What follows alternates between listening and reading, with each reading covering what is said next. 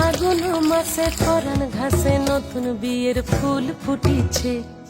উথালি পাথালি মনে আলতা কোণে নতুন বিয়ের ফুল ফুটিছে।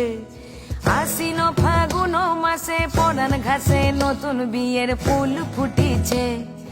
উথালি পাথালি মনে আলতা কোণে নতুন বিয়ের ফুল ফুটিছে।